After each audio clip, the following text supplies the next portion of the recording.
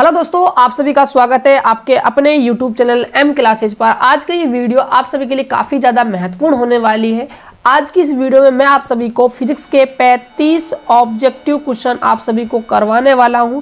बच्चों, यही क्वेश्चन आपको अपनी 16 फरवरी को जो आपकी एग्जाम होने वाली है फिजिक्स की, उसमें आपको देखने को मिलेंगे। इस वीडियो में बच्चों जो मैं आपको सॉल्यूशन करवाऊंगा वो हिंदी मीडियम और इंग्लिश मीडियम दोनों ही बच्चों के लिए काफ़ी ज़्यादा महत्वपूर्ण होने वाला है। इसीलिए आप जब किसी भी मीडियम के बच्चे क्यों ना हो, आपको ये वीडियो पूरा वॉच करना है। यदि आप चैनल पहली बार विजिट किए हो तो प्लीज़ आप चैनल को सब्सक्राइब भी कर दीजिए और साथ के साथ व्हाट्सएप ग्रुप टेलीग्राम चैनल को ज्वाइन कर लीजिएगा। लिंक डिस्क्रिप्शन बॉक्स में दी हुई है। बच्चों, यदि आप हमसे जुड़ना चाहते हो तो आप 9024796410 पर आप हमें व्हाट्सएप मैसेज कर दीजिए, हम आपको ग्रुप के अंदर ऐड कर देंगे। क्योंकि बच्चों ग्रुप से फायदा क्या होता है, आपको क्लासों का अपडेट मिल जाता है और क्लास का जो पीडीएफ है बच्चों वो भी आपको फ्री में, कोई भी आपको पैसा नहीं देना है, वो भी आपको व्हाट्सएप पर मिल जाएगा। इसीलिए आप इनको जाकर ज्वाइन जरूर कर ले। और साथ साथ बच्चों वीडियो आपको पसंद आए तो आप कमेंट कर दीजिए, क्योंकि आपके एक एक कमेंट का बच्चों हम इंतजार करते हैं और आपके कमेंटों से ही हमें मोटिवेशन मिलता है, जिससे हम आगे और अच्छे अच्छे कंटेंट लाते हैं।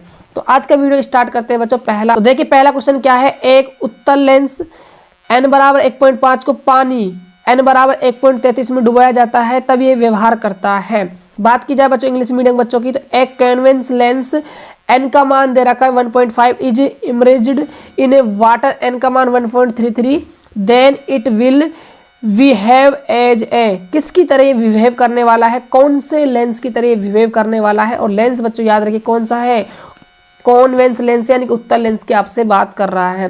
तो याद रखिएगा जब भी आप पानी के अंदर डुबोते हो लेंस को बच्चों, तो जो लेंस आपने डुबोया है ना वही लेंस आपका होने वाला है, मतलब आपका कॉन्वर्जिंग लेंस आ जाएगा, ए ऑप्शन आ जाएगा। मतलब उत्तल लेंस की तरह क्या करने वाला है, व्यवहार करने वाला है। देखते हैं नेक्स्ट क्वेश्चन। क्वेश्चन नंबर 2 कह रहा है एलआर परिपथ का शक्ति गुणांक होता है, यह आपसे पूछा जा रहा है। The power of factor of LR circuit, तो पावर फैक्टर आपको बताना है। तो पावर फैक्टर का फॉर्मूला है आर बटे में अंडर में आर स्क्वायर प्लस में ओमेगा स्क्वायर और एल स्क्वायर। तो देन आप देख सकते हो आपका ऑप्शन नंबर बी बिल्कुल करेक्ट आंसर आपका हो जाएगा। क्वेश्चन नंबर 3 देखिए, प्रत्यावर्ती धारा के वर्ग माध्य मान और शिखर मान का आपसे अनुपात पूछा जा रहा है। इंग्लिश में भी रीड कर लेते हैं बच्चों क्वेश्चन को, क्योंकि हम दोनों ही मीडियम के बच्चों को साथ में लेकर चल रहे हैं। The ratio of root mean square value and peak value of an alternative current is, ये आपसे पूछा जा रहा है।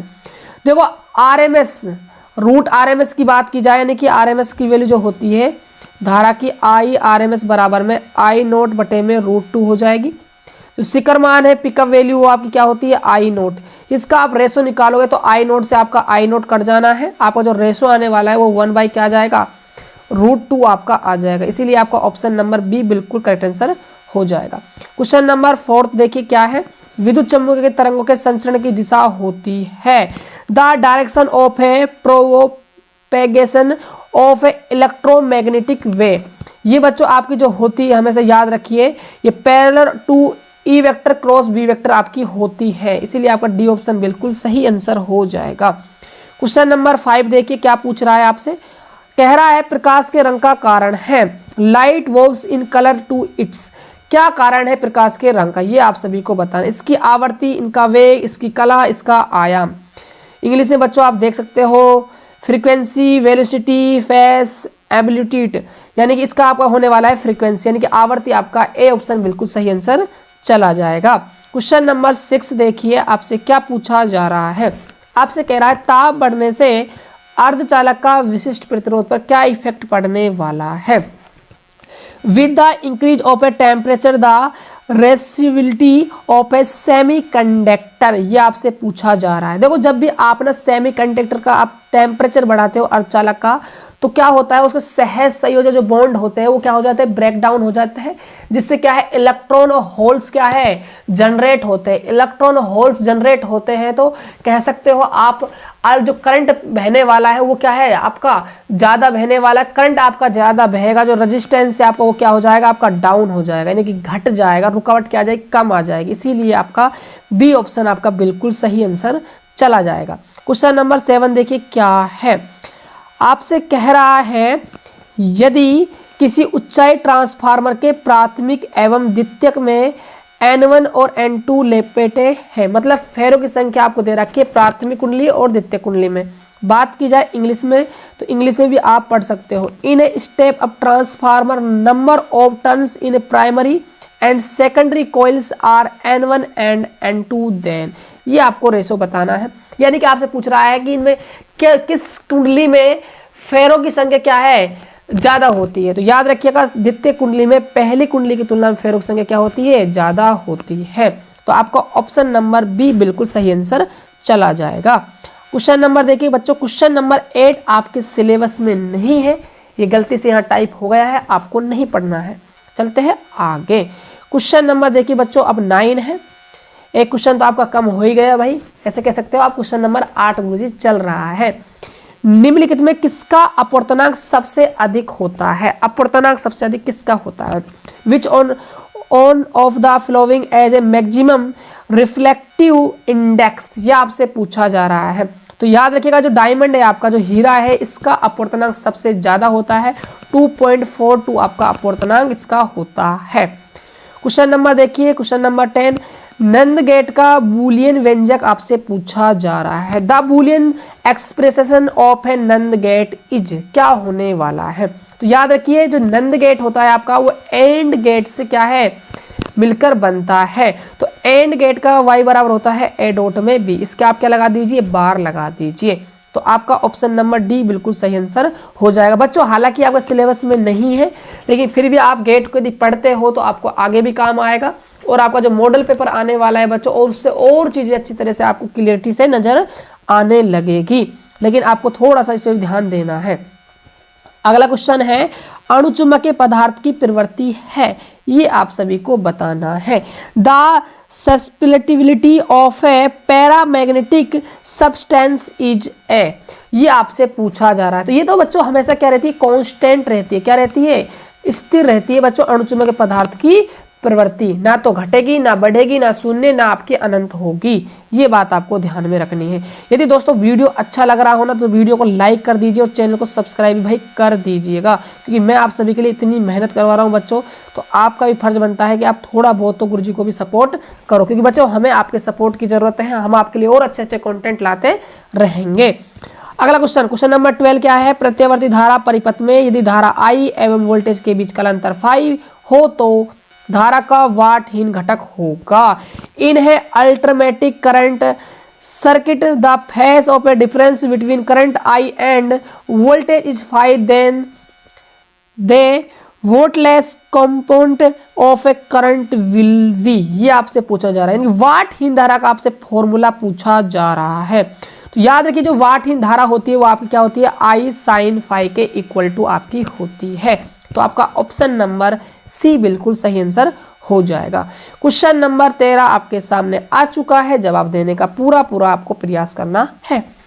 आवेश के पृष्ठ आवेश घनत्व का मात्रक आपसे पूछा जा रहा है। Unit of a surface charge density is a, क्या होती है दोस्तों, ये आपको बताना है।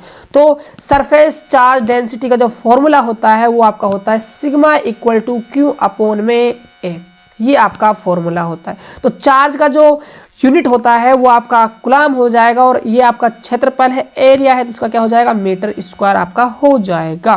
तो आप देख सकते हो आपका ऑप्शन नंबर ए बिल्कुल सही आंसर होगा। देखिए नेक्स्ट क्वेश्चन, क्वेश्चन नंबर 14 आपसे कह रहा है सामान्य समायोजन के लिए खगोलीय दूरदर्शी की आवर्धन क्षमता होती है। The magnify power of A astronomical telescope और नॉर्मल एडजॉइंटमेंटल इज ए, यानी कि आपसे उसमें संबंध पूछा है, आपसे आवर्धन क्षमता का फॉर्मूला पूछा जा रहा है। तो m इक्वल टू होता है माइनस का F0 बटे में FE। तो देख सकते हो आपका ए ऑप्शन बिल्कुल सही आंसर हो जाएगा। क्वेश्चन नंबर 15 क्या है बच्चों, आप सभी के सामने आ चुका है, सबसे मोस्ट इंपोर्टेंट क्वेश्चन है बच्चों ये, इसको ध्यान से आपको करना है।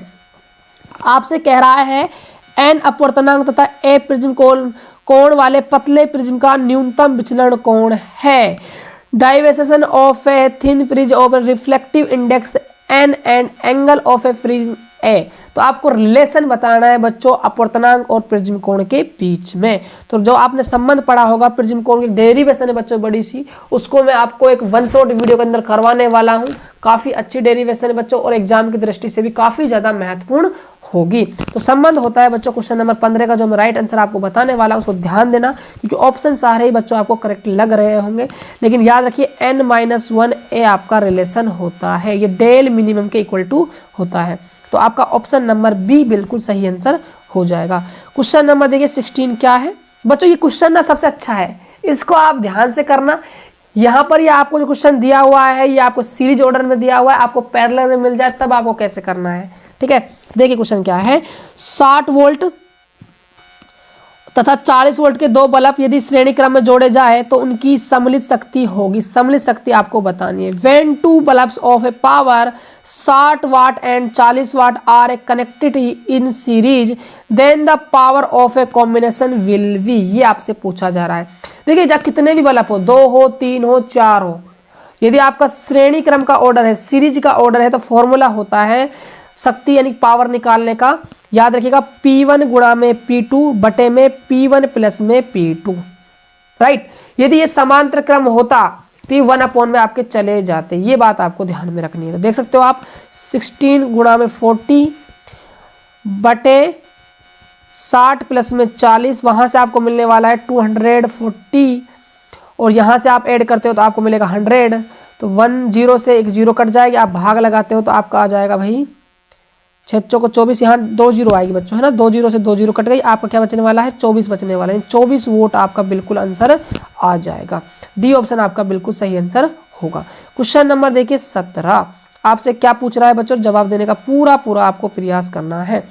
यदि 100 वोट तक आवेशित करने पर एक संधारित्र की संचित ऊर्जा 1 जूल हो तो संधारित्र की धारिता होगी, ये आपको बताना है।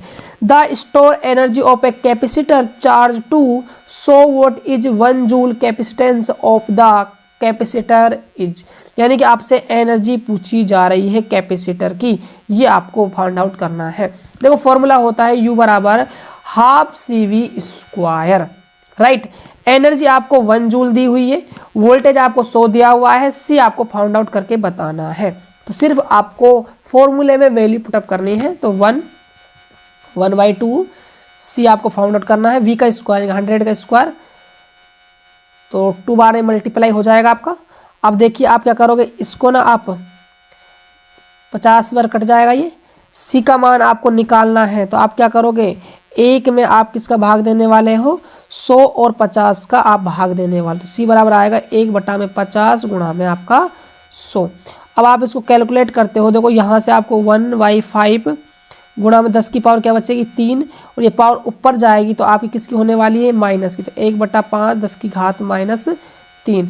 यदि आप इसमें भाग लगाते हो तो यहाँ पर आपको मिलने वाला है 0.2 गुणा 10 की घात -3, और यहाँ से आप पॉइंट हटाते हो तो वहाँ पर माइनस की 4 पावर हो जाएगी। तो देख सकते हो आपका ऑप्शन नंबर बी बिल्कुल सही आंसर हो जाएगा। अगला क्वेश्चन देखिए, क्वेश्चन नंबर 18 आपसे कह रहा है बेलनाकार लेंस का व्यवहार किया जाता है आंख के उस दोष को दूर करने के लिए जिसे कहा जाता है, यानी कि cylindrical lens are use to correct the eye defect called, ये आपसे पूछा जा रहा है। तो लेंस दिया हुआ है बच्चों, आपको ना दोष को दूर करने के लिए कौन सा दोष दूर होगा वो आपको बताना है। तो इसका जो राइट आंसर है बच्चों आपका ऑप्शन नंबर सी हो जाएगा, एस्टिगमेटिज्म, ये आपका राइट आंसर होने वाला है। बच्चों थोड़ा सा आपको इंग्लिश में समझने में थोड़ा प्रॉब्लम आएगा 2-3 दिन, लेकिन फिर क्लास कंटिन्यू हो जाएगी तो कोई दिक्कत नहीं आएगी बच्चों।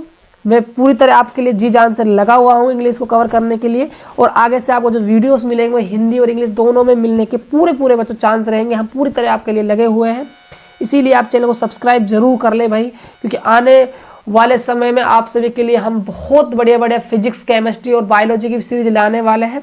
तो क्लासें काफ़ी धाकड़ तरीके से होने वाली है। तो स्टार्ट करते हैं बच्चों अगला क्वेश्चन। आदर्श एमीटर का प्रतिरोध होता है, the resistance of the ideal ammeter is, ये आपसे पूछा जा रहा है। तो याद रखिए जो आदर्श एमीटर होता है, आइडल जो एमीटर होता है, उसका जो प्रतिरोध होता है वो 0 होता है, 0 आपका हो जाएगा।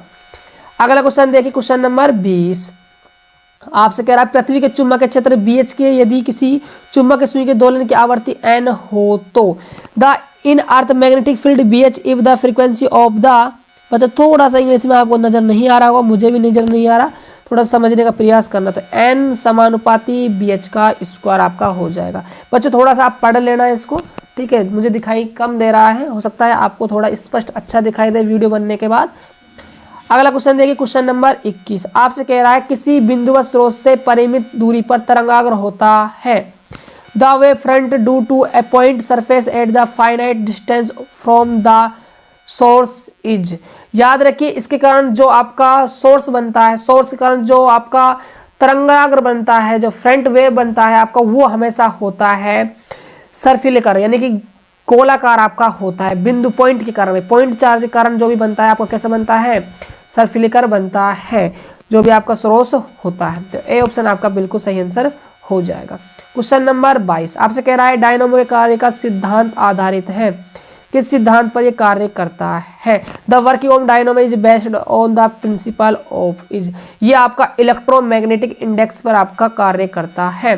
बी ऑप्शन सही हो जाएगा। अगला क्वेश्चन है लैम्बडा तरंग दैर्ध्य वाले फोटोन की ऊर्जा होती है, ऊर्जा आपको बतानी। The energy of the photon of wavelength lambda is, तो ई बराबर फॉर्मूला होता है एच न्यू, तो न्यू को आप चेंज कर सकते हो सी अपॉन में लैम्बडा।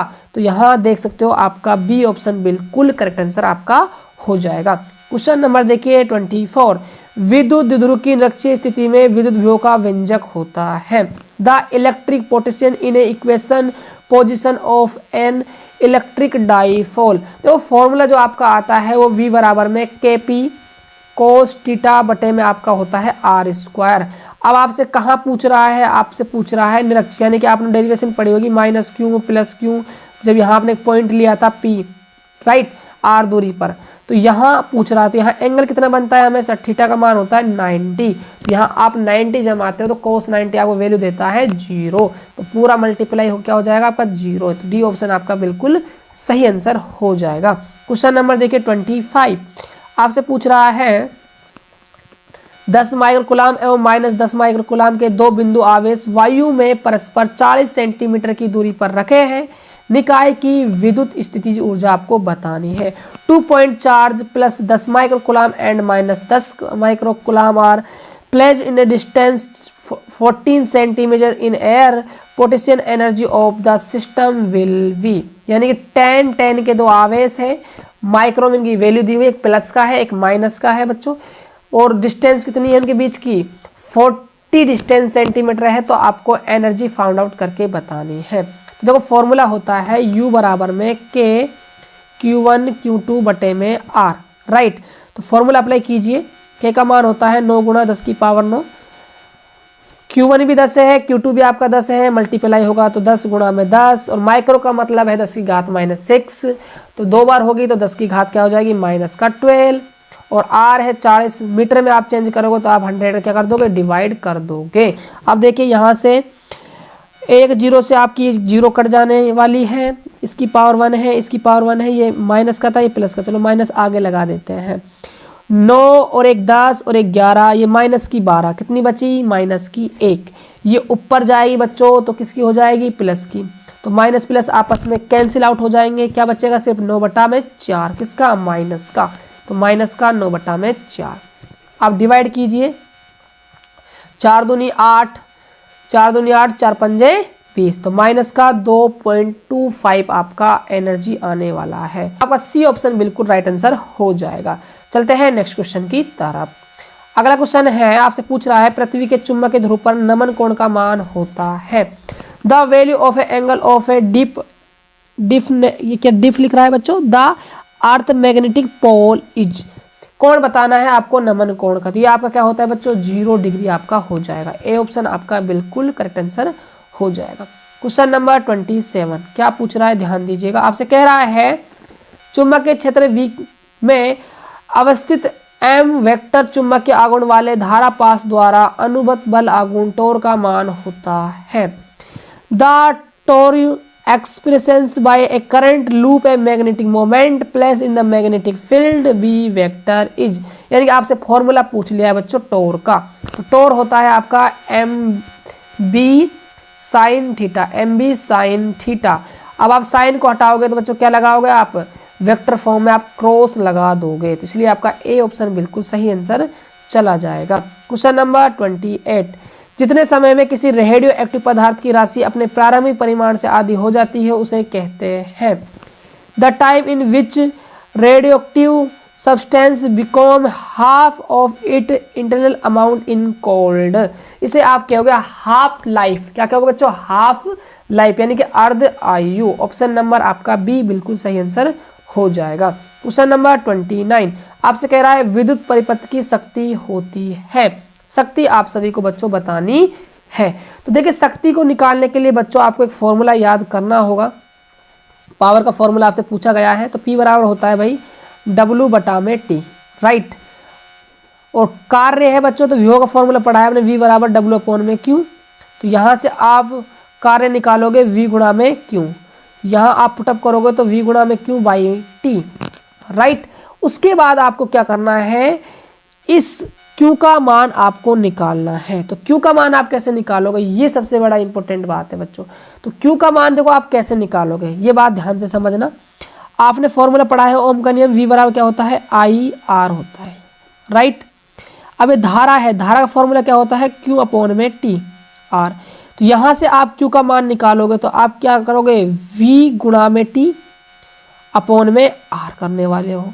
तो यहाँ पर V गुणा में T बटे में R होगा। T से आपका बच्चों T कटने वाला है, तो V स्क्वायर बटे में क्या हो जाएगा, आपका R हो जाएगा। तो देख सकते हो आपका जो ऑप्शन है उसी ऑप्शन आपका बिल्कुल सही आंसर हो जाएगा। बच्चों इस सवाल में यदि आपको थोड़ी बहुत प्रॉब्लम आती है तो आप 9024796410 पर आप हमें व्हाट्सएप मैसेज कर दीजिएगा, हम आपको सोल्यूशन करके इसका भेज देंगे, राइट। अगला क्वेश्चन देखिए, क्वेश्चन नंबर 13 आपसे क्या पूछ रहा है, आयाम अधिमिश्रण में अधिमिश्रित सूचकांक होता है। The modulation index and amplitude मैग्नी, ये थोड़ा बच्चों दिख नहीं रहा है ना, थोड़ा सा आप मैनेज कर लीजिएगा। इसकी जो वैल्यू होती है वो 0 से 1 के बीच में आपकी होती है। आगे से बच्चों ध्यान रखेंगे, जो PDF आप तैयार करेंगे उसको थोड़ा सा हम क्लियरिटी से तैयार कर देंगे। अगला क्वेश्चन है, दो लेंस जिनकी क्षमता है माइनस का 15 डायोप्टर प्लस का 5 डायोप्टर है को संपर्कित संयुक्त करने पर समायोजन की फोकस दूरी होगी। तो आपसे कह रहा है equivalent focal length of two lens is a contact having power minus का 15 dioptre and plus 5 dioptre will be. तो यानी कि आपसे कह रहा है आपको संयोजन की फोकस दूरी निकालनी है। तो पावर बराबर हो जाएगा P1 प्लस में आपका P2, ऐड करते हो तो यहाँ से आपका माइनस का 10 डायोप्टर आपको मिलने वाला है। तो पावर और फोकस लेंथ में संबंध होता है P बराबर होता है 1/f। f चाहिए आपको तो 1/p। बच्चों ये होता है आपका मीटर में, लेकिन कहीं पर भी आपको ऑप्शन के अंदर ना देखो मीटर नजर नहीं आ रहा, क्या है, सेंटीमीटर। तो फॉर्मूला बन जाएगा f बराबर में 1 मीटर में होते हैं 100 सेंटीमीटर बटे में p। तो p का मान कितना है आपका माइनस का 10। तो 1 0 से आपके 1 0 कट के कितना आ जाएगा, माइनस का 10 सेंटीमीटर आपका आ जाएगा। तो ऑप्शन नंबर बी आपका बिल्कुल करेक्ट आंसर चला जाएगा। क्वेश्चन नंबर 32 आपसे कह रहा है एक तार में 1 एम्पीयर धारा प्रवाहित हो रही है। यदि इलेक्ट्रॉन का आवेश इतना है तो प्रति सेकंड तार में प्रवाहित इलेक्ट्रॉनों की संख्या आपसे पूछी जा रही है। The current flowing in a wire is I 1 ampere if the charge of a electron is 1.6 10⁻⁻19 coulomb, then the number of electrons flowing through the wire per second. तो देखिए आपको क्या क्या वैल्यू यहाँ पर गिव अप है, यानी कि आपको I का मान दिया हुआ है, आपको आवेश का मान दिया हुआ है, आपको टाइम दिया हुआ है 1 सेकेंड, आपको n का मान निकालना है। तो n का मान निकालने के लिए आप यूज करते हो चार्ज का क्वांटीकरण का रूल। Q बराबर क्या होता है, NE। n का मान निकालना है तो Q बाई क्या हो जाएगा, E हो जाएगा। अब देखो आपको चार्ज दिया हुआ है, राइट, इतना आपको चार्ज दिया हुआ है, टाइम दिया हुआ है, आपको धारा का मान भी दिया हुआ है। तो सिंपली आपको क्या करना है भाई, देखिए यहाँ पर ये आपका Q है, आवेश है, ठीक है। इलेक्ट्रॉन का आवेश दिया हुआ है बच्चों, याद रखिएगा ये इलेक्ट्रॉन का आवेश है, ना कि इस Q का मान है। Q को तो हमें टाइम और किसके रेस्पेक्ट में, I के रेस्पेक्ट में चेंज करना होगा। तो फॉर्मूला होता है I बराबर में Q अपॉन में T। तो Q का मान आ जाएगा I गुणा में T आपका आ जाना है। तो यहाँ से फॉर्मूला जो बनने वाला है इनका वो I गुणा में T बटे में आपका क्या बन जाएगा, E फॉर्मूला आपका बन जाएगा। तो धारा भी आपकी 1 एम्पियर है और टाइम भी आपका 1 सेकंड है। तो n बराबर में 1 गुणा में 1 बाई 1.6 10⁻⁻⁹ कूलम। अब आप इसको ऊपर भेजते हो बच्चों, इसको सोल्व करते हो तो आपका जो आंसर आने वाला है वो बी ऑप्शन आपका बिल्कुल करेक्ट आंसर आ जाएगा। बच्चों ये क्वेश्चन मैंने काफ़ी बार आपको ऑब्जेक्टिव क्वेश्चन की सीरीज में करवा रखा है। यदि आप बच्चे हमारे साथ रेगुलर जुड़े हुए हो तो आपको सबको इसका सॉल्यूशन पता होगा, क्योंकि पॉइंट आगे खिसकाएंगे हम, ऊपर भेजेंगे बच्चों, तो सारी चीज़ें कैलकुलेशन बिल्कुल आसान है, तो आप कर सकते हो। ऑप्शन नंबर बी आपका बिल्कुल सही आंसर आ जाएगा। अगला क्वेश्चन देखिए, क्वेश्चन नंबर 33 आपसे कह रहा है किसी गोले पृष्ठ के अंदर यदि प्लस क्यू आवेश रख दिया जाए तो संपूर्ण पृष्ठ से निकलने वाला विद्युत फ्लक्स होगा। A plus q charge plus inside any spherical surface the total flux coming out from the whole surface will be. क्या कह रहा है, देखो एक आपका गाउसी पृष्ठ है, उसके अंदर आपने प्लस क्यू आवेश रख दिया है, तो कितना फ्लक्स इससे गुजरने वाला है। तो बच्चों फ्लक्स का फॉर्मूला हो जाएगा क्यू अपॉन में एप्सिलॉन नॉट, सिग्मा और लगा लीजिए कुल आवेश। तो कुल आवेश कितना है यहाँ पर क्यू, तो क्यू आ जाएगा क्यू अपॉन में एप्सिलॉन नॉट। तो देख सकते हो आपका ऑप्शन नंबर बी बिल्कुल सही आंसर आपका हो जाएगा। क्वेश्चन नंबर 34 कह रहा है आपसे स्थिर विभवांतर पर किसी विद्युत परिपथ का प्रतिरोध आधा कर दिया जाए पन ऊष्मा का मान कितना हो जाएगा, यह आपसे पूछा जा रहा है। इंग्लिश की बात करते हैं। At constant potential difference the resistance of any electric circuit is hold the value of heat produced will be. तो हीट का मान पूछ रहा है आपसे, जब आप रेजिस्टेंस क्या कर दोगे, आधा कर दोगे। तो फॉर्मूला होता है हीट का H = I²RT। इसको आप इक्वेशन नंबर फर्स्ट मान लीजिए। सेकंड हीट को आप I डैश मान लीजिए, H डैश मान लीजिए। देखो धारा में तो कोई चेंज होगा नहीं, क्योंकि ओम का नियम होता है V बराबर में IR। तो वोल्टेज नहीं बदला तो धारा भी नहीं बदलेगी। तो देखिए, तो ये आपका हो जाएगा I²। तो प्रतिरोध आपने क्या कर दिया, आधा R/2। टाइम आपका है तो डिवाइड कर दीजिए। डिवाइड करते हो तो I² से आपका I² कट गया, R से आपका R कट गया, T से आपका क्या कट गया, T कट गया। तो यहाँ से देखो ये आपका 2 कहाँ जाएगा बच्चों, टॉप पर जाने वाला है। तो क्या मिलेगा आपको, H अपॉन में H डैश इक्वल टू 2। आपको तो H डैश का मान निकालना है। H डैश को आप क्रॉस मल्टीप्लाई करोगे, 2 को आप यहाँ पर लाओगे, तो H डैश का जो मान है वो आपको H/2 मिलने वाला है। तो जो नई हीट आने वाली है वो पहले ही क्या हो जाएगी भाई, आधी हो जाएगी। तो आपका ऑप्शन नंबर ए बिल्कुल सही आंसर हो जाएगा। क्वेश्चन नंबर देखिए, लास्ट एंड फाइनल क्वेश्चन है 35। सूर्य के प्रकाश का स्पेक्ट्रम होता है, द सोलर स्पेक्ट्रम इज, ये आपसे पूछा गया है। तो सूर्य के प्रकाश का जो स्पेक्ट्रम होता है वो याद रखिएगा हमेशा कैसा होता है भाई, सतत होता है। कैसा होता है, सतत, कंटिन्यूअस होता है भाई। ए ऑप्शन आपका बिल्कुल सही आंसर हो जाएगा।